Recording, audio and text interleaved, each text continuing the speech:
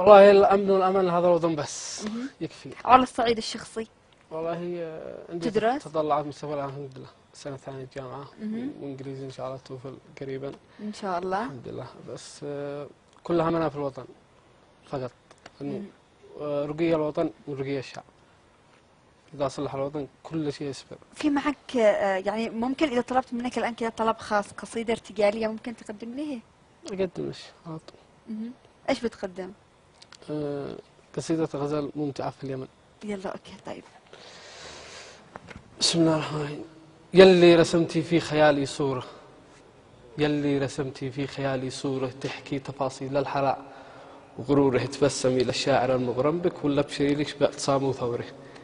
فليرحلوا كل الخون من قلبك وابقى أنا وحدي بداخل سوره، وأعيد هيكلة الحياة الأولى واقص الشعور الحالي ودستوره، واجعل نظام الحب دي مصداقي، واجعل أذاني لك مجال الشورى. وإذا تخاصمنا نسوي استفتاء ونحكم الشارع مع جمهوره، نتبادل الإخلاص ونبني دولة أساسها الحب النقي شعوره. أرجوش يا بنت العروب هجودي وتبسمي لأيامي المهجورة، لا قلت شنسى حبي لأعمالك أتذكر الماضي وكل أسطورة.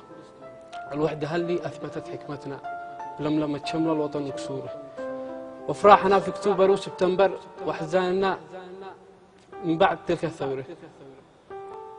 وافراحنا في اكتوبر وسبتمبر وكفاحنا ما قبل تلك الثورة، واحزاننا من بعد هذه الثورة، وحياتنا اللي أصبحت محظوره. قلبي مكانك يا قمر، قلبي مكانك يا يمن، فارتاحي وتربعي داخل عروشك سوره. يحلى في عيني أنت أحلى من الحور العين، في قلبي أنت ضحكته وسروره. في عيني أنت أحلى من حور العين والقلب أنت ضحكته وسروره. فلا تلومي من تغزل باسمك، سحرك خيالي والبشر معذوره. لا تلومي أحمد أشرف، لا قال إنك بتاريخ الحلاء أسطوره.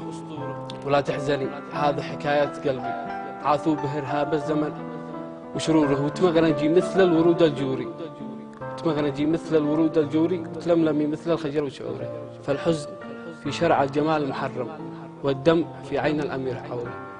الدم في عين الأميرة عورة. يعطيك العافية يا أحمد. تجربة شاعر المليون إيش أضافت لأحمد وكيف كانت؟ أولا كسرت حاجز الخوف أصلا، لأنه أي إنسان طموح بداية مشواره يلاقي انتقادات بشكل فظيع. أنت شاركت عبر إيش؟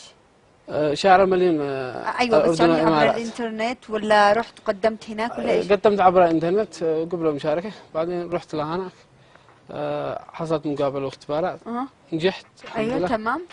بس المرحلة النهايات اللي فيها تصويت التقينا أنا وشعراء كذا، سبع العواضي، عزيز الردماني، الأحمدي، يعني شعراء كبار. هنا كنا يمكن 12 شاعر.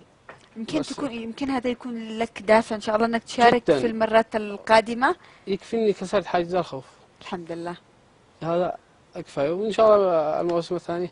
واليوم عاد في صدد صناعة برنامج اسمها القوافي أظن. إن شاء الله. مش عارفة بالمعلومة هذه بس إن شاء الله.